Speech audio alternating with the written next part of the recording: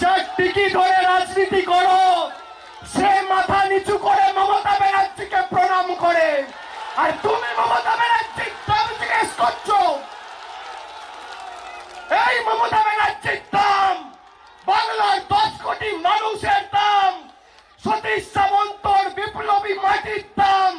যে নরেন্দ্র মোদীর টিকি ধরে তুমি রাজনীতি করো সে মাথা নিচু করে প্রণাম করছে মমতা ব্যানার্জিকে। এটা বাংলার মাটি, দুর্জয় ঘাটি।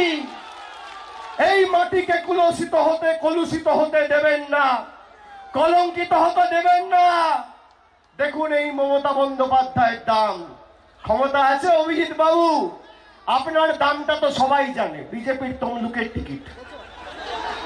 আপনার দামটা তো জনসমক্ষে, আপনি লোকেদের চাকরি খেয়েছেন, যুব সমাজের হাত থেকে কর্মসংস্থানের নিয়োগপত্র টেনে নিয়েছেন বিজেপির কথায়, সিপিএম এর কথায়। উনি একটা কথা ঠিক বলেছেন, বলেছে তৃণমূলের সাথে তো আমাদের লড়াই নেই, আমাদের সিপিএম এর সাথে লড়াই। ঠিক বলেছেন, তার কারণ লড়াইটা হচ্ছে 2 নম্বরে কে, সিপিএম না বিজেপি। 1 নম্বরে তৃণমূল জিতে রয়েছে। আপনার লড়াই সত্যি সিপিএম এর সাথে। আমি আপনাদের খালি অনুরোধ করব, সময় সংক্ষেপ, আমাকে ফিরতে হবে। আমি আবার 4 তারিখের পরে জুন মাসে তমলুকের মাটিতে আপনাদের সাথে বিজয় উৎসব করতে আসবো দেবাংশুতে। আপনারা ভোটটা দেবেন। এটা যে মেদিনীপুরের মাটি, লড়াই সংগ্রাম করে দেশকে আন্দোলনের পথ দেখিয়েছিল স্বাধীনতা আন্দোলনে। যে মাটির মানুষ কোনোদিন মাথা নিচু করেনি, মেরুদণ্ড বিক্রি করেনি, সেই স্বাধীন চেতা মানুষের মাথা যাতে আগামী 50 বছর এই মাটিতে উঁচু হয়ে থাকে, এটা তার লড়াই।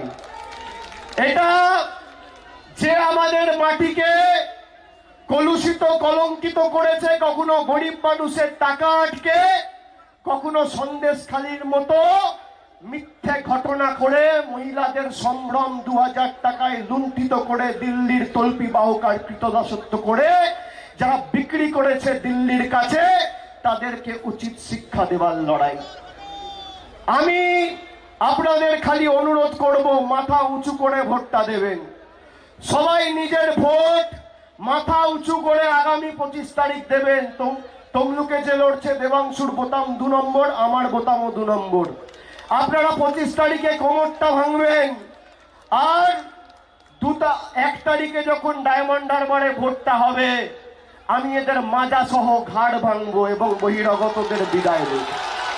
আমি আপনাদের বলছি, যারা আমাদের মাটিকে দিল্লির বুকে, যে অমিত শাহ কলকাতার বুকে 2019 সালে এই মাটির বীর সন্তান ঈশ্বরচন্দ্র বিদ্যাসাগরের আবক্ষ মূর্তি ভেঙেছিলেন, সেই অমিত শাহর পদলেহন করে যে বিজেপিতে যোগদান দিয়ে এই মাটিকে বিক্রি করেছে দিল্লির বুকে, তাকে উচিত শিক্ষা দেওয়ার লড়াই।